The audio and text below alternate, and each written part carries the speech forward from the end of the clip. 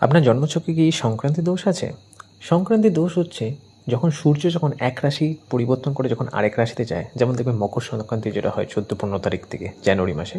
তো যখন সূর্য যখন এক রাশি থেকে আরেক রাশি থেকে যায়, তখন বলা হয় this sun is the naked sun, মানে বস্ত্র ত্যাগ করে নতুন একটা রাশিতে যাচ্ছে, ওটা হচ্ছে নতুন বস্ত্র।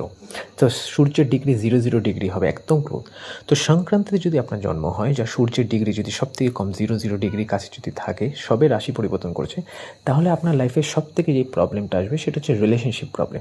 বিকজ সান হচ্ছে গড, ভগবান যখন নেকেড হয়ে যায়, যখন তার বস্ত্র ত্যাগ করে, তখন ওই টাইমে বলা হয় মেডিটেটিভ স্টেট। আমাদেরকে মেডিটেশন করতে লাগে, আমার ধ্যান করতে লাগে। বাট যাদের জন্মছকে এটা থাকে, তাদের রিলেশনশিপ বা সম্পর্ক বা বৈবাহিক জীবনে প্রবলেম হয়। এবং আপনি যেই বারে জন্মেছেন সেই বারের অধিপতি গ্রহ যেই ঘরকে রুল করছে, আপনার লাইফে প্রবলেম সেইখান থেকে আসে।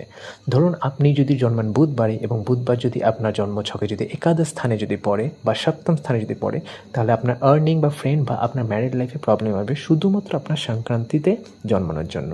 তার কারণ হচ্ছে যে বারে আপনার জন্মান সেটাকে বলা হচ্ছে আপনার ওয়ারিশ, আপনার বলা হয় হচ্ছে আপনার ভাইটালিটি।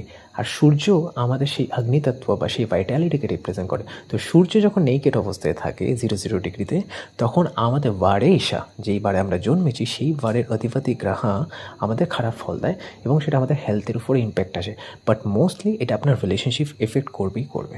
আপনার বার্থ চার্টে যদি এই দোষটা থাকে, এটাকে বলে সংক্রান্তি দোষা।